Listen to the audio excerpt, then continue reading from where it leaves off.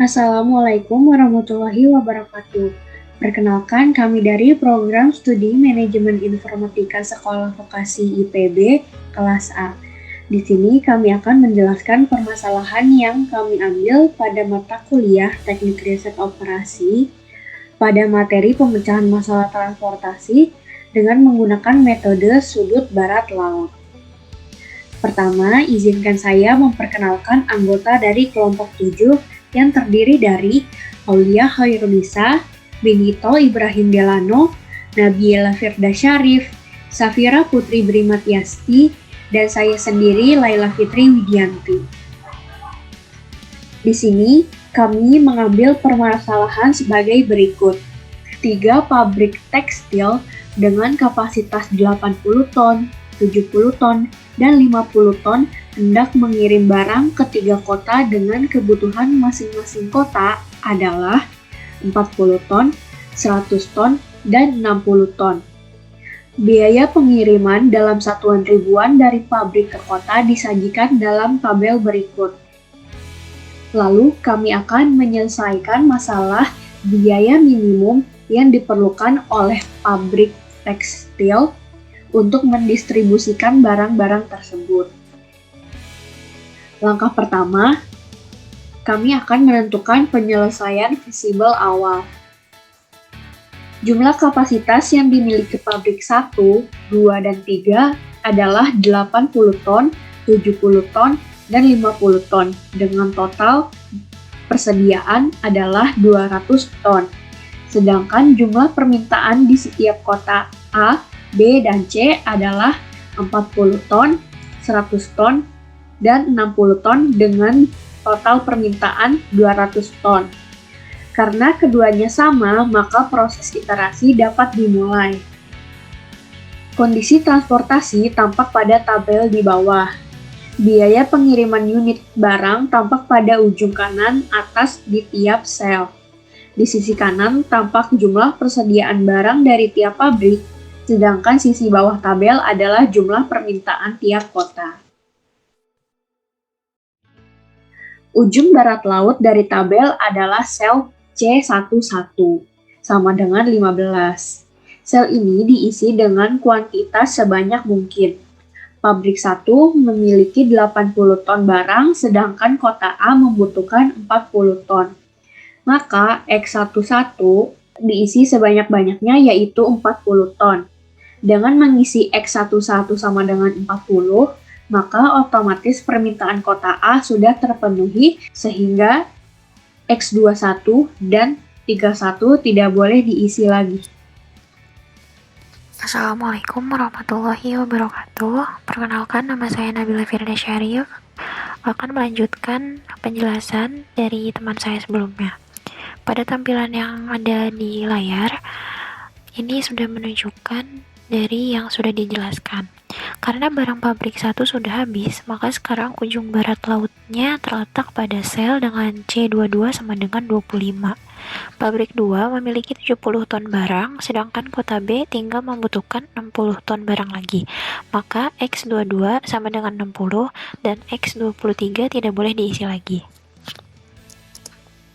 Sekarang ujung barat laut adalah sel dengan C23 sama dengan 15 yang akan diisi dengan barang semaksimal mungkin.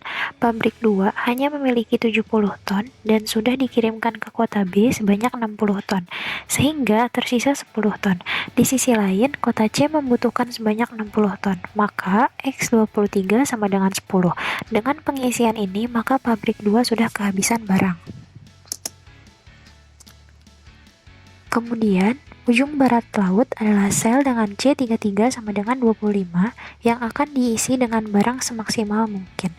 Pabrik 3 memiliki persediaan 50 ton. Di sisi lain, kota C membutuhkan sebanyak 50 ton. Maka X33 sama dengan 50. Dengan demikian, kebutuhan barang tekstil dari seluruh kota sudah terpenuhi. Lalu selanjutnya, solusi visible awal yaitu X11 sama dengan 40, X12 sama dengan 40, X22 sama dengan 60. X 23 sama dengan 10, X 33 sama dengan 50, X 13, X 21, X 31, X 32 sama dengan 0. Biaya total pengiriman adalah sebesar 40, 15 ditambah 40 dikali 10, 60 dikali 25, 10 dikali 15 ditambah 50 kali 25, sama dengan 600 ditambah 400 ditambah 1500 ditambah 150 ditambah 1250. Hasilnya sama dengan 3.900 menjadi 3.900. Jumlah sel basis atau sel terisi sama dengan 5 sel. Sama dengan jumlah baris ditambah jumlah kolom dikurangi 1 sama dengan 3 ditambah 3 dikurangi 1 sama dengan 5. Karena jumlah sel baris atau sel terisi nilainya sama dengan jumlah baris plus jumlah kolom dikurangi 1, maka jumlah basisnya mencukupi dan tidak memerlukan variabel basis dummy. Langkah 2, menentukan variabel masuk. Untuk menentukan variabel masuk, maka langkah pertamanya adalah setiap baris I dan kolom J pada tabel transportasi dipadamkan dengan pengali UI dan VJ U1 sama dengan 0 dan berlaku UI ditambah VJ sama dengan CIJ untuk setiap variabel basis XIJ. Sekian penjelasan dari saya, kurang lebihnya mohon maaf. Untuk penjelasan selanjutnya akan disampaikan oleh teman saya. Wassalamualaikum warahmatullahi wabarakatuh. Assalamualaikum warahmatullahi wabarakatuh. Nama saya Benito Ibrahim Delano, NIM J 0303-20165. Di sini saya akan melanjutkan penjelasan dari teman saya sebelumnya. Nah, di sini kita akan menentukan variabel masuk. Nah, berdasarkan penjelasan sebelumnya, kita sudah mendapatkan nilai U1 sama dengan 0. Nah, dari U1 sama dengan 0 ini, kita bisa mendapatkan nilai V1-nya dengan cara U1 ditambah V1 sama dengan nilai variabel basis. Nah, U1 sama dengan 0, variabel basisnya adalah sama dengan 15, maka 0 ditambah V1 sama dengan 15, maka V1-nya sama dengan 15. Kemudian, kita akan mencari nilai V2. Caranya adalah U1 ditambah V2 sama dengan variabel basis. U1 sama dengan 0, variabel basis sama dengan 10. Maka kita dapatkan V2-nya sama dengan 10. Kemudian, kita akan mencari nilai U2. Nilai U2-nya kita dapatkan dengan cara U2 ditambah V2 sama dengan variabel basis. V2 nya sama dengan 10 dan variabel basis sama dengan 25. Maka jika kita balik sama dengan U2 sama dengan 25 dikurang 10, hasilnya dari 15. Ya, sampai segitu saja penjelasan dari saya. Selebihnya akan dijelaskan oleh teman saya berikutnya. Kurang lebihnya mohon maaf. Assalamualaikum warahmatullahi wabarakatuh. Assalamualaikum warahmatullahi wabarakatuh. Perkenalkan, nama saya Safira Putri Brimadiesti dengan NIM J 0303-201045. Di sini saya akan melanjutkan penjelasan dari teman saya untuk mencari hasil akhir dari langkah kedua, yaitu menentukan variabel masuk yang sebelumnya teman saya jelaskan mengenai bagaimana sih cara mencari nilai dari U2. Nah, di sini karena sudah dicari nilai U2-nya, maka langkah selanjutnya yaitu kita mencari nilai V3. Untuk mencari nilai V3 di sini caranya cukup mudah, yaitu dengan cara menjumlahkan nilai dari U2 dengan V3 sama dengan nilai dari C23, yaitu di sini nilai C23 adalah 15. Langsung saja kita masukkan nilai-nilainya. Nah, U2 di sini nilainya adalah 15, maka kita langsung masukkan di sini nilainya 15 dijumlahkan dengan V3. Nah, karena V3 di sini kita cari nilainya, maka kita tetap tuliskan V3 di sini sama dengan nilai dari C23 yaitu 15. Ini ya, 15. Lalu kita operasikan sehingga diperoleh hasil dari V3 adalah 0. Selanjutnya yaitu kita mencari nilai dari U3. Di sini cara untuk mencari U3 juga cukup mudah, sama seperti slide sebelumnya, dengan cara menjumlahkan nilai U 3 dengan nilai dari V3 sama dengan nilai dari C33. Di sini nilai C33 yaitu 25. Langsung aja kita mulai. Nah, U3 di sini nilainya masih belum diperoleh ya, masih kita cari. Jadi kita tetap tulis nilai di sini U3 ditambah dengan V3. Nah, V3 tadi kita sudah cari dan diperoleh hasil 0. Maka di sini ditulis 0 sama dengan nilai dari C33 yaitu 25. Lalu nilai dari U3 diperoleh nilainya yaitu 25. Nah, dari tabel transportasi yang ada di layar ini masih ada XIJ seperti X21, X31, X32, X13 yang masih kosong. Nah, langkah selanjutnya yaitu dengan cara mencari atau menentukan nilai pengali menggunakan rumus nilai pengali dari CIJ sama dengan CIJ dikurangi penjumlahan dari UI dan VJ. Untuk setiap variabel non-basis XIJ, maka pertama-tama kita mencari nilai pengali pada C13. Langsung saja karena sudah saya paparkan rumus untuk mencari nilai pengali, langsung kita operasikan. Kita cari nilai dari C13. Nilai dari C13 di sini adalah 5. Langsung saja kita masukkan nilainya di sini 5 dikurangi dengan nilai U1. Di sini nilai U1 adalah 0 dan dijumlahkan dengan nilai dari V3. Nilai V3 di sini juga 0. Maka nilai pengali dari C13 diperoleh hasilnya yaitu 5. Selanjutnya yaitu kita mencari nilai pengali dari C21. Nah, caranya cukup mudah juga dengan rumus yang sudah saya paparkan tadi, yaitu kita peroleh C21 dikurangi U2 ditambah V1. Nah, C21 di sini nilainya yaitu C21, yaitu di sini hanya 5.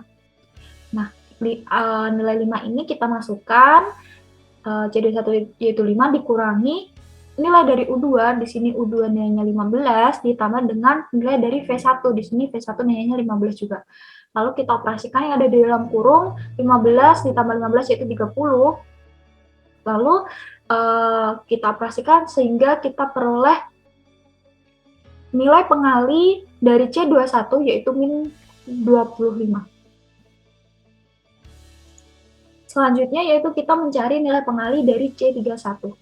Nah, seperti yang saya jelaskan tadi, rumus untuk mencari nilai pengalinya, kita peroleh C31 dikurangi U3 ditambah V1. Kita cari C31 di sini C31 yaitu di sini hanya 20. Nah, nilai 20 ini kita masukkan 20 dikurangi nilai dari U3. U3 di sini hanya 25. Langsung masukkan di sini nilainya 25 ditambah dengan V1.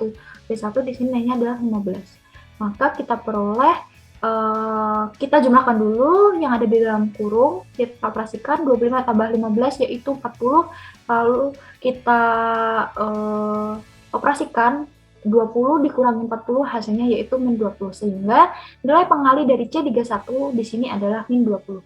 Selanjutnya yaitu kita mencari nilai pengali dari C32. Sama halnya dengan slide sebelumnya, kita peroleh rumus atau penyelesaian untuk nilai pengali C32 yaitu C32 dikurangi U3 dijumlahkan dengan V2. Kita cari nilai dari C32.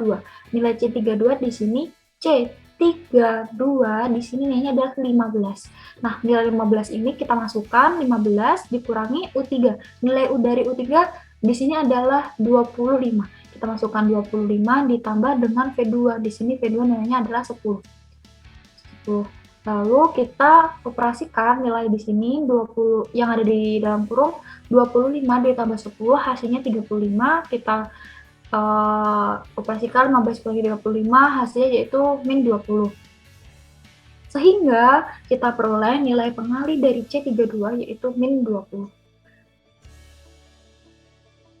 Nah, dikarenakan sel yang memiliki nilai pengali paling negatif adalah negatif 25, maka Dapat ditentukan bahwa variabel masuknya di sini adalah X21. X21.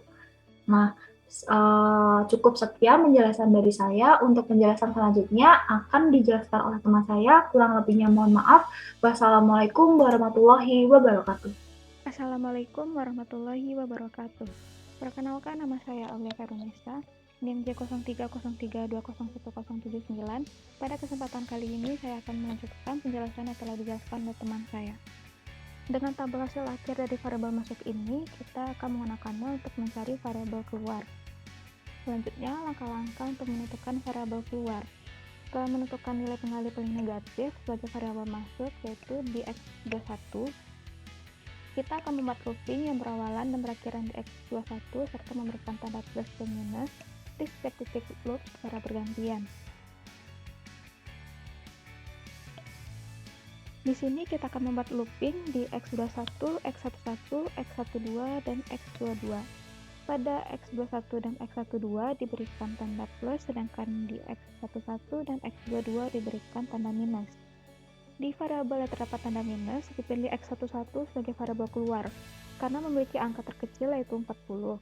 Lalu variabel yang dilalui oleh looping dikurangi atau ditambahi dengan 40 sesuai dengan tanda pada setiap variabel. Selanjutnya, tabel diupdate dan lalu diulangi lagi proses mode pengali. Masih terdapat nilai pengalian negatif yaitu di X32. Ulangi lagi proses looping yang berawalan dan berakhiran di X2 dan diberikan tanda plus dan minus pada variabel yang dilalui loop secara bergantian. Di variabel yang terdapat tanda minus, dipilih X22 sebagai variabel keluar karena memiliki angka terkecil yaitu 20. Lalu variabel yang dilalui oleh looping dikurangi atau ditambahi dengan 20 sesuai dengan tanda pada setiap variabel. Selanjutnya, tabel diupdate lagi, lalu diulangi lagi proses mode pengalinya.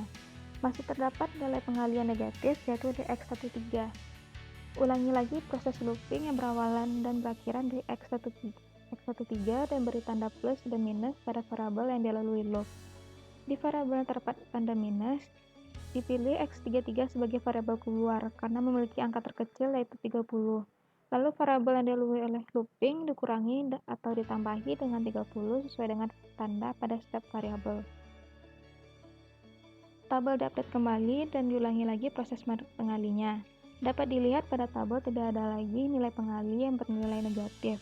Dapat disimpulkan bahwa kondisi sudah optimal dengan solusi visible basis optimalnya X12 sama dengan 50, X13 sama dengan 30, X21 sama dengan 40, X23 sama dengan 30, X32 sama dengan 50, dan X11, X22, X31, X33 sama dengan 0. Dan biaya minimumnya yaitu 2050 dalam ribuan. Selanjutnya adalah pembuktian menggunakan software. Kesimpulannya, dari hasil perhitungan menggunakan metode sudut barat laut, diperoleh solusi visible basis optimal X12 sama dengan 50, X13 sama dengan 30, X21 sama dengan 40, X23 sama dengan 30, X32 sama dengan 50, dan X11, X22, X31, X33 sama dengan 0.